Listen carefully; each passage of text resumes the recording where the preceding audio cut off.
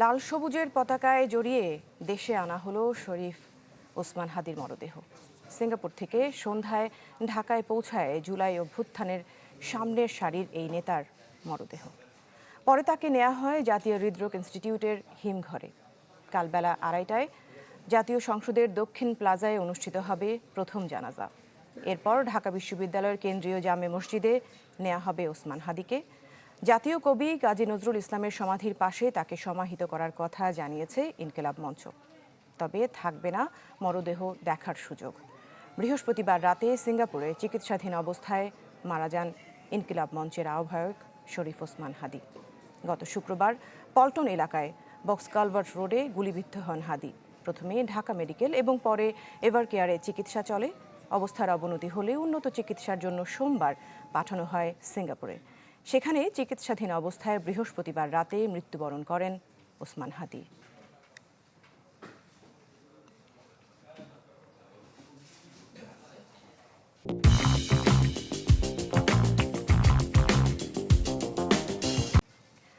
দর্শক, আমাদের সহকর্মীরা হৃদরোগ ইনস্টিটিউটের বাইরে রয়েছেন, কেউ কেউ ভেতরে যাওয়ার চেষ্টা করছেন। এই মুহূর্তে আমাদের সহকর্মী জিনিয়া কবির সূচনা আমাদের সাথে যুক্ত হচ্ছেন। আমরা একটু তার সাথে কথা বলে দেখতে চাচ্ছি। সেই সাথে আমরা শামিমা সুলতানাকেও দেখতে পাচ্ছি। আমরা একটু সূচনার কাছ থেকে জানতে চাচ্ছি এই মুহূর্তের কি অবস্থা, হিমঘরে কি রাখা হয়েছে কিনা, পারিপার্শ্বিক সব কিছু মিলিয়ে বলবেন।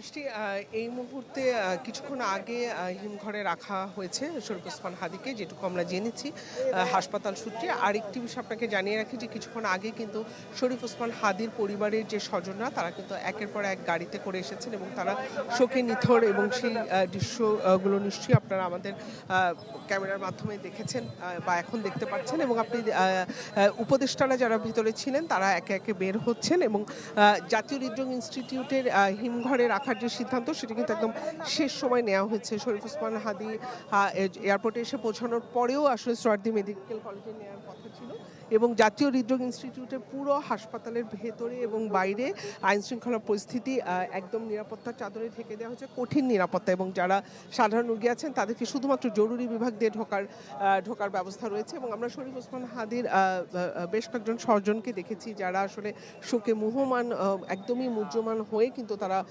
তারা ভিতরে যাচ্ছিলেন হসপিটালের। এবং যারা আসলে সাধারণ মানুষ যারা আছেন তারা কিন্তু তাদের সাথে আমাদের কিছুটা কথা হয়েছে। তারা বলেছেন যে হয়তো শরীফ ওসমান হাদি মৃত বা সে হয়তো বা নেই, কিন্তু তার যে আদর্শ, তার যে নেতৃত্ব, সেই চেতনাকে তারা সারা জীবন সম্মান করবেন, তারা সেই চেতনাকে তারা ধারণ করবেন। এবং সে কারণেই কিন্তু এখানে এত মানুষের ঢল। এবং আপনি দেখতে পাচ্ছেন পুরো হসপিটালের সামনের পরিস্থিতি কিন্তু এমনই। এবং সিঙ্গাপুরে তার মৃত্যুর খবর শোনার সাথে সাথে কিন্তু সারা দেশ উত্তাল হয়ে পড়ে। এবং শরীফ ওসমান হাদি কিন্তু বেশ কয়েকটা সাক্ষাৎকারে তিনি গণমাধ্যম কর্মীদের বলেছেন যে তিনি এমনই একটি মৃত্যু তিনি আলিঙ্গন করতে চেয়েছিলেন এবং সেটি আসলে সত্যি হলো। এবং সব মিলিয়ে কিন্তু এখানকার যে পরিস্থিতি একের পর এক আমরা এখন যেটি দেখতে পেয়েছি যে ইনকিলাব মঞ্চের যে তার কাছের যারা একদমই কাছের যারা তার সহযোদ্ধা তারাও কিন্তু কিছুক্ষণ আগে এসেছেন। এবং একটি কথা আমি আপনাকে বলতে চাই দৃষ্টি, যে আসলে একেবারেই স্তব্ধ হয়ে আছে যেন পুরো শহর হাদির মৃত্যুতে। দৃষ্টি।